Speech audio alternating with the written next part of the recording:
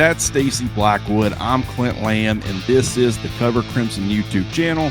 What we're doing today is we're kind of starting everything you need to know about X position, and we're going to be doing it position by position. Kind of, only, I guess, just under 2 weeks until the first game. So kind of what we've learned throughout fall camp, what we know about the positions just from a skill set standpoint. Maybe it's something having to do with Kayin DeBoer's offense or Kane Wommack's defense and how they use the position, but just kind of a generalized, just overview of everything you need to know about every single position. And we'll be talking about every single player at each position. So just, we'll talk about obviously the guys at the top a lot more, but today we're going to be talking about the running backs. We're going to touch on, Daniel Hill. We're going to touch on really just everybody in the room. You lose Jace McClellan, you lose Roydell Williams, two guys who had combined for close to 1,400 snaps in their careers, a lot of touches combined between them. I wouldn't say outside of last year with Jace McClellan kind of being, I think he had 180 carries, close to 200 total touches. But outside of that, neither one of them had ever been, really a workhorse, a mainstay, other than, you also had Jace McClellan with Jahmyr Gibbs in 2022. But just where are you at as far as those losses compared to what Alabama's currently got and what we think they're going to have at the top of the roster? Well, look, I don't want to sound like I'm throwing shade at what Jace McClellan or Roydell Williams did in their time at Alabama, but I think from just a pure talent standpoint, I think you have to feel better about what Alabama has going into this season compared to what they've had over the past couple of years. And we say that, and I don't know if you've been keeping up with it, but Jace McClellan's been playing well for the Falcons in the preseason. I think 11 carries for 60 yards last night and a touchdown for the Falcons. So he is performing well in the NFL. Of course, Roydell transferred to Florida State, is probably going to be one of their key contributors in the backfield this year. So both guys were really good players. I want to start with that. But I think from a pure talent standpoint, I think Alabama fans are probably more excited to see what Justice Haynes, Jam Miller, even a guy like Richard Young, and the two true freshmen, Daniel Hill and Kevin Riley, what they're going to be able to do in this Kayin DeBoer offense. So, sure, it's tough to lose the experience that Jason Roydell would have brought this season, but I think from a talent standpoint, you got to be excited about what Alabama has. Yeah, I'm right there with you. I think that's a good generalization of it because when you look at the experience factor of the guys that are returning, Jam Miller, 168 career snaps, 110 of those have come against Power 5 competition. Then you look at the other guys. It's just Justice and Richard Young, a combined 60 snaps last year, 32 coming against Power 5 opponents. So a total of 228 career snaps amongst this running back group. I wouldn't say that's ideal, but from a talent standpoint, the difference between Roydell Williams, Jace McClellan versus Jam Miller and Justice Haynes, it's a very stark difference. Really, there's no comparison because of what all you can do as far as the home run hitting ability. Even a guy like Richard Young, what he brings to the table on that front. It still baffles me looking back at how much Nick Saban played up Justice Haynes when he would get asked about him going into last year, just talking about him not looking like a freshman and just, it was nothing but positive reviews. And then to see the limited amount of usage that you saw from Justice Haynes up until, I guess the second half of the Rose Bowl, it was very strange to me. But I think part of that is Jalen Milroe winning the starting job at quarterback and it's something that we're going to talk about more here in just a little bit, but trying to have three running backs on top of a dual threat quarterback, a guy who's going to handle volume at the quarterback position as far as carries, it can be pretty difficult to do. And so maybe it had a lot to do with Jalen Milroe winning the starting job at quarterback that led to maybe Justice Haynes was originally supposed to be a little bit more involved in the run game, or at least involved in the offense. And then you kind of had that three-headed monster with the two running backs and the quarterback, and maybe that changed things a little bit.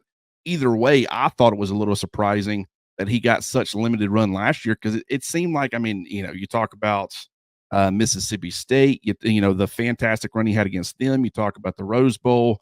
UT Chattanooga, every time we saw Justice Haynes, it seemed like he at least had one or two wild plays. But yet then he would just disappear for long periods of time up until that Rose Bowl. I just thought that was a little bit strange. Yeah, I thought, especially given everything, like you mentioned, Coach Saban talked about, and even Tommy Reese in the preseason. Saban didn't let his assistants talk that much, but even Reese talked about how well Justice had been performing. So I think most of us thought it was a foregone conclusion that Haynes would have a pretty significant role as a true freshman in that backfield, and it just didn't really pay off for Alabama. But like you mentioned, when he got his opportunities, he made the most of it last year, and I thought in the Rose Bowl, him and Jace McClellan, that they were a very good 1-2 punch in that game. You go back and look at what they did against Michigan, and one of the best defenses they played all season on the ground. And I thought maybe late in that game, if they would have featured more of Jace McClellan and Justice Haynes, then maybe that game could have turned out a little bit different. But yeah, I thought that his usage was down from what we anticipated, but I don't think that'll be the case this year with the duo of him and Jam Miller, which I think most fans are really excited about. Yeah, I'm right there. Yeah, I mean the top of the depth chart is it's going to be Justice Haynes and Jam Miller, and I couldn't really tell you which is going to be like the first guy out there. Even though, if I had to guess right now, I know Jam Miller has the seniority factor, but I think it's probably going to be Justice. Either way, it's like a 1A, 1B type of situation, in my opinion. So I don't think it really matters. But the quarterback running the football is such an important part of this. And even though we're talking about the running backs, we are going to be talking about the run game involving the quarterback quite a bit in this conversation, because of how it impacts their workload and what you can do with them, especially when you're bringing in Kayin DeBoer, and what he does as far as the passing game. Like, I went back and looked, and I got the numbers right here. 2016 Jalen Hurts offense. You had Jalen Hurts leading the team with 191 carries. You had Damian Harris and Bo Scarborough both topping out at 129 and 160 touches total, most of that being carries, obviously. Then you had Josh Jacobs, who was a true freshman. I think he surprised some people being a 3-star player, but he totaled 99 touches, 85 carries. But so you did get 3 running backs involved with that on top of having a rushing quarterback. But I want to look at the passing game, because that year, Jalen Hurts, or the Alabama offense in general, averaged 27.8 attempts per game, which ranked just inside the top 100 at number 96. You look at 2017, Alabama's offense with Jalen Hurts, Bo Scarborough, Damian Harris. Obviously, Josh Jacobs was involved in that. And then you had Najee Harris, who was a true freshman who you were trying to get involved, but really 36 of his 67 touches, over 50%, they came in more of the mop-up duty type of situations. Fresno State, Colorado State, Vanderbilt, and Mercer. So it was really still a 3-headed monster with the 3 running backs and then Jalen Hurts. But that year, Josh Jacobs took a pretty big step back, going from 99 touches to only 60. I think he did miss a couple of games, if I'm not mistaken. But like I said, it's very hard to have 3 running backs consistently involved on top of having a dual threat running quarterback. You look at the passing game that year, 23.7 attempts per game from Alabama's offense. That ranked number 113. You look at last year with Jalen Milroe, with Jace McClellan, with Roydell Williams. You were trying to get Jam Miller more involved. You were trying to get Justice Haynes more involved. But you had, you were going with the veteran guys, and you had Milroe's legs. That impacted things. So Jam Miller had 45 touches. Justice Haynes only had 25. And then you look at the passing game, and it was 23.2 attempts per game, which ranked number 126. So my point is this. We've already seen Alabama has made it work to a certain extent, where you could maybe get that third running back involved sometimes on top of 2 other guys plus a quarterback. But if that happens, anytime we've seen that happen, the passing offense has ranked outside of the top 100 or right there at 100 as far as attempts per game. Do we really think that Kayin DeBoer's offense is going to be sitting down there in that range as far as the number of attempts per game? Probably not, which tells me, okay, if that's increasing on top of, you really want to get Jam and Justice involved and get them healthy workloads, maybe like you did a Damian Harris and a Bo Scarborough. Okay, where does that leave Richard Young? Is he going to be kind of your Najee Harris in 2017, where you're getting him some action, maybe late in some games, some mop up duty, where he comes in and maybe you get him, 5, 6, 7 carries, and that gives him a little bit, a little bit of an appetite or a taste of what's coming. But it's very interesting. I've looked at it all off season. I've tried to figure out exactly which way it's going to go. But this idea of Jalen being a volume runner, having 3 running backs consistently involved in your run game, and having a high number of pass attempts, I don't see how all that fits. Yeah, at the end of the day, there's only one ball to kind of distribute to all those athletes. So, and you mentioned the number of pass attempts around 23, 24 per game last year for Milrow. I mean, I imagine it's going to be at 30 plus under DeBoer. So, I mean, you're taking away carries from somebody there with those snaps. Now they may, we'll wait and see. They may play a little faster. Who knows with the communication in the helmet now, how that factors into the number of plays and snaps that you have in a game. So there's a lot of factors and variables involved in this, but for certain, I think you're going to see Milrow throw the ball or have more passing attempts this year than what you saw last year. So how does that affect that third option at running back, which is really key because you need two for sure. And we even saw how important Jam Miller was as that third back last year in games against LSU, in the SEC championship game against Georgia, how when he got his moment in the game, he made the most of it and made really crucial clutch plays for this Alabama offense. So you need that third guy to be ready. And whether it's an injury, and we see that now. I mean, I know guys are nicked up right now in fall camp, but anything can happen, and you're going to need that third guy to step up and be ready. But the number of carries, I think, like you mentioned, is Justice Haynes, Jam Miller. They're 1A, 1B. They're probably going to be close to a 50-50 split on their carries. If I had to guess, I would probably lean that Justice leads the team in carries this year, and then followed by Jam and Milrow will be right there somewhere. I imagine they're going to try to scheme, probably 5 to 8 actual running plays for Milrow in this offense. And so once again, that takes away from the running back. So there's a lot of variables in how they distribute the football in the running game. But I do think that Richard Young has a place in this offense because we saw how well he played in the spring game. He's continued that throughout fall camp. He got a big workload yesterday in the scrimmage with some of the other guys being nicked up. So I think the staff is getting him ready to have a role in this offense. And he would be a great third back to kind of, share the load with Jam Miller and Justice Haynes. Yeah, he would, and I'm a huge fan of his talent, which is why I have these questions. I Yeah. think he's ready now. Mm-hmm. Now, at the same time, there's been years past. I think Justice was ready last year to contribute and make an impact. He didn't get that opportunity because the guys ahead of him. I mean, really, same thing for Jam. In fact, I would say Jam the last couple of years. He Mm-hmm. seemed like a guy the year before last who was ready to, handle a much bigger workload than he was getting as far as mop up duty, and it never came to fruition for one reason or another.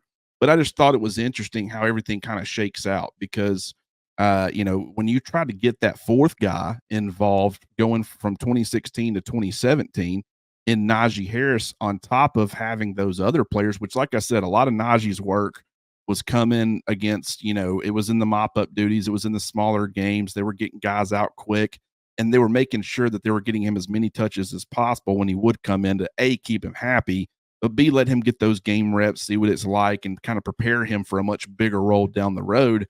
We saw that role increase against Georgia in the national championship game a little bit, just like we saw with Justice Haynes against Michigan in the Rose Bowl. A lot of similarities there beyond their numbers as far as kind of how that works. But when you try to go from 3 and the quarterback in 2016 to 4 and the quarterback in 2017, I mean, you saw the number of carries for Jalen go from 191 to 154. You saw the attempts per game go from 27.8 down to 23.7. So over 4 less attempts per game. So like I said, if you're going to talk about getting more guys touches, or hey, Jalen needs to be throwing the football this year, or hey, we still got to ride Jalen Milrow's legs. Me personally, I think a lot of the sacrifices should be made with Jalen's legs. I say should be made. I think they will be made because Jalen Agreed. has talked a lot about how he wants to be a pocket quarterback. And a lot of fans were frustrated with the fact that he didn't really run at times last year, for better or for worse. When he started figuring out, hey, the more I use my legs, the better we do offensively, the better we do as a team, and we can win some football games. You started seeing him embrace that more. But he's still not going to want to take huge punishments if he doesn't have to. And if Alabama's got an effective run game and they can play their passing game off of that pretty consistently, then there might not be as much of a need for Jalen Milroe to run the football. Now, granted, I still say, my prediction has been 4 to 5 designed quarterback runs a game, maybe 6. And then you let him kind of play around with the rest, whether it be 2 or 3 or 4, maybe 5, off script. It's a passing play and he just takes off with it. So he's, averaging somewhere in that 8 to 10 carries per game range. Last year it was a lot higher. 161 in what, 14 games? I don't know what the math comes out to on that, but I do know that I want to say it was like 13 or 12 or something like that. So a slight decrease on that front will create some room for some other people. But we'll just kind of have to see what ends up happening with that, because I guarantee you Alabama's not going to be attempting 22 or 23 passes a game. Right. That's really the biggest piece of that. And I agree with you. I think Milroe's rushing attempts per game probably drops by 2 to 4 at least this season under Kayin DeBoer, because he is gonna, in this offense, it's more predicated on getting the ball out quicker and processing things quicker. So that part's going to be interesting for Milroe. So I imagine he's going to get the ball out faster and not have to, sit back in the pocket and decide, am I going to run? Am I going to try to find somebody open? So that could help decrease his number of rush attempts per game. And then how else do they involve the other guys? And while we're talking about the running backs, I think about, is there room for even a fourth running back? What are they going to do with the 2 true freshmen they have in Daniel Hill and Kevin Riley? And I'll say this, I don't know what they're going to do. Obviously, I'm not in those meetings. I don't know what the coaches think. And I know Daniel Hill's kind of been banged up this fall, but when you have a running back that's 6'1", 241 pounds, and is really an athlete like Daniel Hill, I think he's almost in the role of that Justin Fowler type player who could be a really important player in the red zone. If you remember how Lane Kiffin was able to use Fowler in the red zone as a weapon, both as a runner and then in the passing game, which Daniel Hill is a really good pass catcher for a big kid and a running back. I wonder if this staff could have the same top role for him as soon as his true freshman season. Now that's going to be hard. That's just like we've already been talking about. There's only one ball to go around to all these dudes, and we haven't even talked about the receivers that are on the team as well. So that's interesting to me. Is what are we going to do with Daniel Hill, with Kevin Riley? Do they both redshirt? Do we play those guys? How does the coaching staff kind of fit those guys into the offensive scheme this year? Yeah, that is interesting, and I think a lot of it will probably depend on how the other guys are as far as goal line or short yardage effectiveness. If that's something that they're struggling with, you might see Daniel Hill get some opportunities. I just don't think they'll be struggling in that area. Right. And if someone does get those opportunities, one of the things I was most impressed with as far as Richard Young back in the spring game was his power. I thought he ran with great lean, and it was a lot more of a powerful runner than maybe I gave him credit for. Which I always thought he had good power, but just he can be that big burly type of running back that can run some guys over. And so you wonder, okay, maybe he's the one that's getting those opportunities. But I will say, if you're looking for someone to move the chains in short yardage and goal line, if that is somewhere where you're struggling, Daniel Hill at that point would be an option that you can at least try out. But one of the things that I love about Alabama's running backs, really it's the entire room to a certain extent, but really Justice Haynes and Jam Miller is their kind of versatility. The fact that they can do kind of everything. You got Jam Miller, who's kind of that compact, muscled up build. He has some of that home run hitting ability, the burst, the acceleration. He has the speed to kind of stretch defenses horizontally, is able to beat defenders to daylight, do all that type of stuff. And he's an effective pass catcher out of the backfield, really soft hands, actually played a little bit of receiver in high school. And he's been kind of one of those guys that, can do it all to an extent where, okay, in Kayin DeBoer's offense and Nick Sheridan's offense, I always want to include him as well because he is a part of this. But it's a very versatile scheme. Like, it's not going to just straight up be, inside zone or outside zone or anything like that. I mean, you're going to see power, you're going to see counter, you're going to see the zones, you're going to see pin and pulls. So that I think creates a lot of opportunities for this style of running back. And I know I talked about Jam, but Justice is the same way. I mean, I think that one of the first things that comes to mind for me with Justice is his versatility. And just he's patient as a runner. He's got elite contact balance. I mean, you will not find a running back out there in college football with better contact balance than a guy like Justice Haynes. And I mean, just his ability to fit in any offensive system. He's got the power. He's gotten bigger. I struggle with this because in some ways he feels like a much lighter version of a Saquon Barkley. Like Saquon was up there in the 230, 235 range. Justice is nowhere near that. But I will say, I mean, Saquon also never, in my opinion, at Penn State, never ran like a 230-pound running back. Like he didn't seek out contact like a typical 230, 235-pound running back would, which is why I say, Justice is like a lighter version of that. The fact that you can use him in the passing game, the suddenness in which he runs, he can make guys miss. He doesn't have quite the same speed that a Saquon Barkley does. There's a lot that Saquon does that Justice is like not to that level. But just the way that a Saquon was so versatile and how you can use him, he could fit into any offensive system, and you can use him in the passing game and the pass protection ability and all that.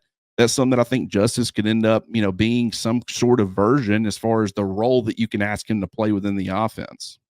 Yeah, I don't think you're going to find a running back with better footwork than what Justice Haynes has. I think you mentioned it the other day with Mick about you watch him run through drills and it looks different than anybody else I've ever seen. His ability, and I think that's what gives him great balance, is his footwork, especially off contact, and then also to be able to kind of finesse people to death in the hole, or if it's in a crowded backfield, whether people get him at the line of scrimmage, he just finds a way to navigate that and find the open lane and pick up positive yards every time he touches the football. And Jam Miller's a lot in that way too. Maybe not quite to the extent of Justice, but he's built so low to the ground, so compact that he's not easy to get to the ground. And it's going to make those two guys such a great combination. And then you mentioned their versatility. I think, we saw it last year with Jam Miller against LSU, against Georgia, catching those running back wheel routes out of the backfield for big plays, one for a touchdown against Georgia. How that can be a part of the offense as well, because both those guys are really good out of the backfield. And when you can throw to your running back, it's not only it's easier for your quarterback, it makes life easier for your quarterback, but it allows you to match those running backs against linebackers who are not going to be able to keep up with them. So it just creates a lot of opportunities for your offense, and both Jam and Justice do it at a really high level. And then, we saw it the first play of the spring game. Both those guys lined up in the backfield together. I wonder how much of that will be a part of the offense when the season actually gets here. That's really something I've thought about, all throughout the summer months. Is there going to be a lot of plays this year where it's both Justice and Jam in the backfield at the same time with Milrow? You talk about three elite playmakers with the ball in their hand. I mean, I would hate to have to scheme against that if I'm an opposing defense. Yeah, and just that's a great point as far as like getting Jam and Justice on the field at the same time. I mean, obviously we saw that from Alabama some last year. Getting Roydell Williams and Jace McClellan on the field together. We saw it obviously with McClellan and Jahmyr Gibbs the year before. That made even more sense because Jahmyr Gibbs and just his receiving ability, you can kind of split him out wide, put him in the slot or whatever. So yeah, I mean, I definitely think you're going to see that. And with Kayin DeBoer's offense, I mean, just the variety of things that he'll throw at you. I mean, he'll run out of, or he'll jot out 11 personnel, 12 personnel, 21. So and he'll do so many different things out of those formations. It's what makes it such a difficult offense to scheme against if you're an opposing defense. Like, it's such a headache just the way that they use motion and all these different things, pre-snap eye candy, but it's all like the way that they can run certain plays out of certain formations, the variety. I mean, we talk about the versatility of the players within Alabama's offense, and we'll be talking about that more with the receivers as well, or at least I think we will. Um, you know, on top of Kayin DeBoer's offense and just the way that it operates, it's going to be a very difficult group to contain, which is why people are saying it's going to be scoring 40 points a game because I mean it's just I just don't know that I've ever seen anybody do as much um, or throw as much, and it's not overly complicated for your offense. Like it's not like it's a very tough offense to grasp.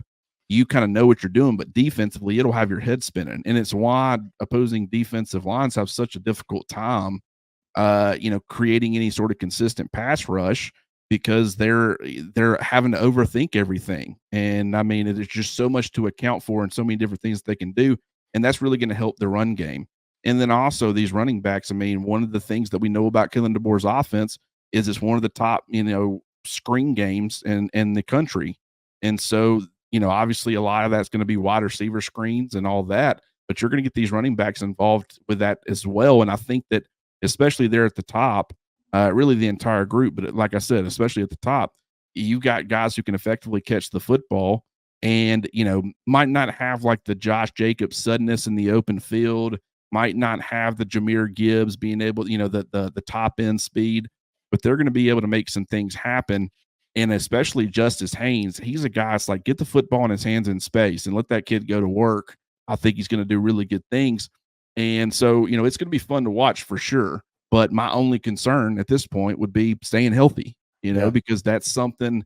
Obviously, Jam Miller did not participate in the scrimmage on Saturday. Justice Haynes did. Richard Young's been kind of limited. He did participate. But then you got Daniel Hill, who's been seen in a sling. I don't think he participated in the scrimmage, but I don't know. I also don't know. I mean, do you know about Kevin Riley? Did he participate? I don't think he did either. Did he? I don't think he did either. From what I'd heard, that Justice Haynes was kind of limited yesterday. Jam Miller didn't participate, and it was kind of more of a Richard Young type show from the running back room because Daniel Hill, like he mentions, in the sling, and it's been really quiet on the Kevin Riley front. He's been nicked up as well, and it almost has the feel that maybe the anticipation is for Riley to maybe redshirt his freshman year. He does need to. I don't know what they list him at right now, but just watching him, it looks like he may need to fill out a little bit more before he's ready to take on some SEC defenses. Yeah, it's gonna, and that's totally fine. We've seen that, a ton where guys, you don't really see them in year one, and then in year two they start, emerging, and then they break out, and they're phenomenal. But just everything that comes with being a college running back, especially at a place like Alabama, the grind of it's a lot different, and so that's totally fine if that ends up being the case. I think it's more of probably. I mean, obviously, some of it's Kevin Riley probably needing a little bit of time, but also it's more of a product of the guys in front of him. And just Yeah. Kevin Riley's not really needed unless you have to start working into your depth with injuries. But at this point, we don't really know of anybody that's like a long-term threat as far as their health or a week one threat. Maybe Daniel Hill or something, but that's purely speculation. Let's not, go too far down that rabbit hole. I would just assume probably everybody's going to be available, but you might not need everybody in week Mhm. one. Really, if your main three, Miller, Haynes, and Richard Young are all healthy and available, that's probably what you're looking at. And then, we'll see what happens from there. Is there anything else you want to add before we hop out of here, Stacey? Not really. I just think this running back room could really be the difference for Alabama this fall. Look, you got to be good at quarterback. There's no doubt about it. But when you can have a running back room, especially like Alabama has, that's filled with guys who not only can get you the tough yards, but have the ability to create those home run type plays, not only from out of the backfield, running the ball, but as a pass catcher, it really just changes the dynamic of your offense. And I really think with what they have with Justice Haynes and Jam Miller, and then Richard Young being that third option, this backfield could be really special for Alabama, and really help continue to help Milroe grow as a quarterback. Look, everybody talks about how great Penix was last year for Washington, and he was phenomenal. It was his 6th year of college football. That's a lot different than your 4th year of college football. So just I think people need to be patient, and we could go off. We'll go on that when we talk about quarterbacks, but just be patient with guys, and that goes for all players. They all develop at different stages in their careers, and what we saw last year is probably not that indicative of what we're going to see this year. There's a lot can happen. People progress, people grow, people develop. So I'm excited what this running back room can do for this team. I think they have a chance to be special. I think because of what Alabama has, on the interior, the offensive line with Booker and Brailsford and Roberts, that the running game could really be a centerpiece of this offense. And it all starts with Justice and Jam. It's kind of going to be the Justice and Jam show, and I'm excited to see what they can do this fall. And like you said, we're just less than 2 weeks away now, so we'll be seeing some real football soon, and all the speculation will be over.